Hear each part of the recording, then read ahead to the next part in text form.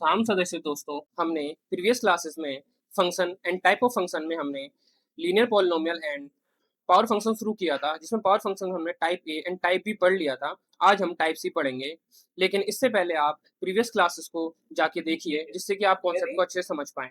देखिए, यदि जो पावर्स हो वो किसमें हो, रैशनल नंबर, ठीक है, फ्रैक्शन में हो, रैशनल नंबर की फॉर्म में हो, तो क्या होगा। तो देखो, जैसे एक्स इक्वल टू 1/2 है, तो यानी इसको मैं अंडर रूट एक्स लिख सकता हूँ। दूसरा एक्स की पावर 1/3, जिसको हम क्यूब रूट लिख सकते हैं इसका। इसी तरीके से nth रूट के फॉर्म में भी हम लिख सकते हैं पावर्स को, ठीक है।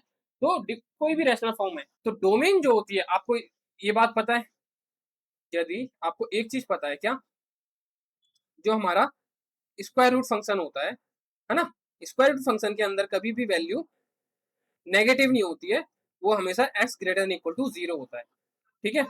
इसका रीजन क्या है, इसका रीजन ये है, अगर मैं यहाँ नेगेटिव वैल्यू रखूंगा तो ये फंक्शन ही फॉर्म नहीं करेगा, है ना। हमको ये तो पता है कि यहाँ पे नेगेटिव वैल्यू आ नहीं सकती, लेकिन क्यों नहीं आ सकती, क्यों नहीं आ सकती, वो हमारा रियल फंक्शन फॉर्म नहीं करेगा। और यहाँ हम पढ़ रहे हैं रियल फंक्शन, क्योंकि जैसे ही मैं यहाँ नेगेटिव वैल्यू रखूंगा तो ये क्या बन जाएगा, ये कॉम्प्लेक्स नंबर फॉर्म कर देगा।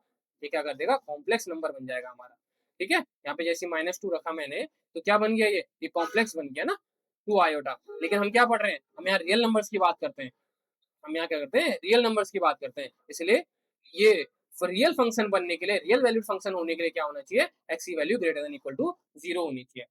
तो डोमेन, डोमेन क्या होता है आपको पता है, मैंने आपको बता दिया, क्या 0 से इन्फिनिटी होता है। डोमेन क्या होता है इसका, 0 से इन्फिनिटी होता है डोमेन, डोमेन, ठीक है।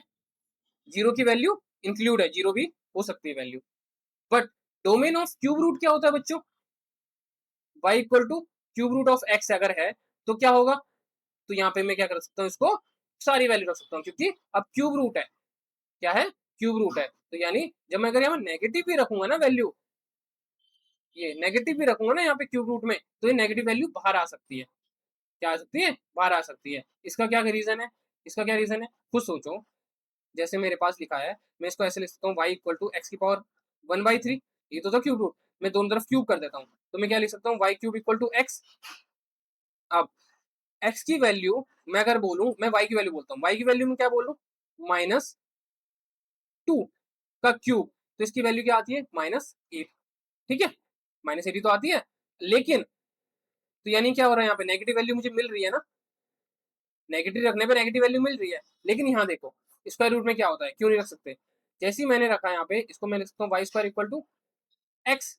अब मैं यहाँ नेगेटिव वैल्यू रखता हूँ वाई की जगह पे अगर, तो क्या होगा, -2 का स्क्वायर इक्वल टू 4, अगर 2 का स्क्वायर रखू तो भी 4। तो देखो, कभी नेगेटिव वैल्यू ही नहीं मिलती है स्क्वायरिंग में, और आपको पता है इवन पावर पे जो नेगेटिव वैल्यू वो भी पॉजिटिव बन जाती है। इस वजह से जो इसका डोमेन होता है वो 0 से इन्फिनिटी होता है, और यहाँ पे ऑड पावर जो होंगी उसका सबका जो होगा वो क्या होगा, -इन्फिनिटी से +इन्फिनिटी डोमेन जाता है। ये बहुत इंपॉर्टेंट बात है, इसको ध्यान रखना, ठीक है। और इनको अपने हैंड रिटन नोट्स के फॉर्म में लिखना बहुत ज्यादा जरूरी है।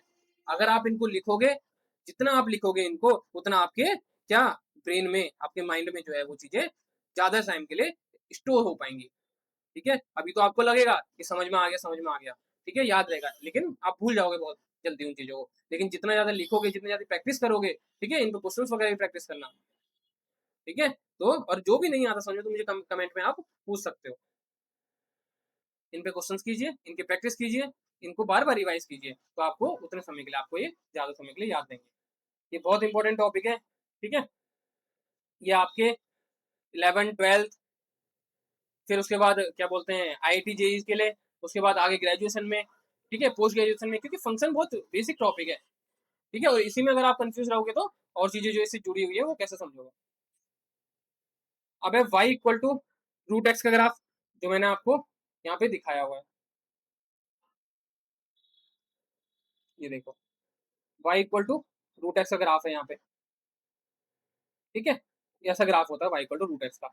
यहाँ पे देखो, ये 0 से इन्फिनिटी का डोमेन है, और रेंज भी देख सकते हो आप, ये कहाँ है, ये ऊपर की तरफ है, एक्स एक्सिस से ऊपर की तरफ है, यानी कभी भी नीचे नहीं जा रहा, तो इसका जो क्या होगा रेंज, वो 0 से इन्फिनिटी होगा। और आपको पता है वैसे भी, क्या, जब मैं डोमेन ही 0 से इन्फिनिटी रख पा रहा हूँ, यानी कोई नेगेटिव वैल्यू नहीं रख रहा हूँ, तो इसकी वैसे भी क्या नहीं आती, कभी भी नेगेटिव वैल्यू नहीं आती।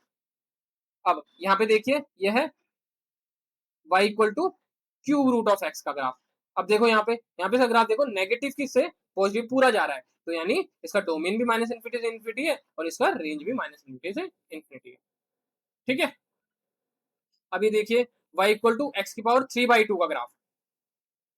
इन दोनों ग्राफों से, किन दोनों ग्राफों से, ये y equal to root x यानी स्क्वायर रूट और क्यूब रूट, इसी से मैंने देखो थ्री की एक्स की पावर 3/2 भी फॉर्म कर दिया। कैसे? एक्स की पावर 1/2 की पावर तो 3 लिख सकता हूँ इसको। ठीक है, एक्सपोनेंट फॉर्म पढ़ी है ना हमने, एक्सपोनेंट रूल्स जो क्या होते हैं कि मैं एक्स की पावर 1/2 को, देखो जैसे मैं यहाँ पे आपको समझा देता हूँ अच्छे से, इसको रफ कर लेते हैं। बच्चों समझ में आ रहा है तो प्लीज मुझे कमेंट में बताना। ठीक है, कि आपको समझ में नहीं आ रहा है, अगर जहाँ पे नहीं आ रहा है तो मुझे बताना, मैं वहाँ पे अपनी चीज को सही करूंगा। देखो मैथ्स जो है ना, मैथ्स में कोई परफेक्ट नहीं होता, ये सीखने की चीज है। ठीक है, मैथ्स गलतियों से सीखी जाती है, मुझसे भी गलतियां हो रही हैं, आपसे आपको पढ़ाने में गलतियां हो रही होंगी। ठीक है, तो मुझे बताना वहां पे।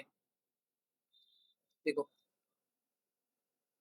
y इक्वल टू एक्स की पावर 3/2, इसको मैं क्या लिख सकता हूँ, देखो एक्स की पावर 1/2, मैं इसको क्योंकि स्क्वायर रूट की फॉर्म में बनाना चाहता हूँ। देखो ये क्या हो जाएगा, अंडर रूट एक्स का क्यूब, ये तो होगा। तो इसका जो ग्राफ होगा ना, देखो इसका ग्राफ है यहाँ पे, इसका ग्राफ बनाया देखो ऐसा, इसका ग्राफ ऐसा होता है कुछ। अब ये बताओ, आप इतनी बात तो समझ गए हो ना कि अंडर रूट एक्स का जो डोमेन होता है वो क्या होता है, जीरो से इन्फिनिटी, हमेशा पॉजिटिव रहेगा। तो यानी कि इसका भी, इसका जो डोमेन होगा वो भी तो पॉजिटिव ही होगा, जब इसमें रूट एक्स आ रहा है इसी की तो वैल्यू में आ रहा है।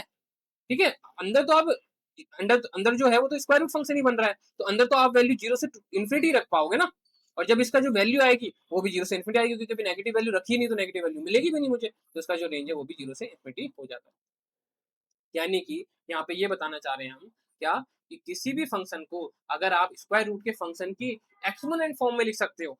ठीक है, यानी किसी भी फंक्शन को आप y equal to under root x की पावर n की फॉर्म में लिख सकते हो। ठीक है, समझ आ रही है? तो हमेशा क्या होगा, n पॉजिटिव होगा, n पॉजिटिव रखना, n पॉजिटिव होगा तो आप क्या बोल सकते हो कि उसका जो डोमेन होगा वो हमेशा जीरो से इन्फिनिटी होगा और रेंज भी जीरो से इन्फिनिटी होगी। बताओ, इतनी बात समझ में आती है? बहुत इंपॉर्टेंट चीज है ये। ठीक है, अब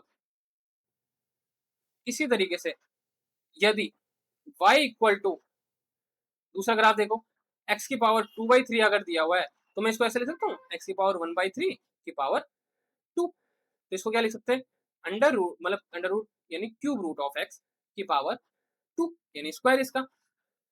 अब देखो इसका ग्राफ देखो, अब मुझे आप ये बताओ कि अगर मैं ग्राफिकली ना समझूं, ठीक है, मैं इसको ये, हम मुझे ये पता है कि क्यूब रूट ऑफ एक्स का जो है ना वो क्या जाता है, माइनस इन्फिनिटी से इन्फिनिटी जा सकता है।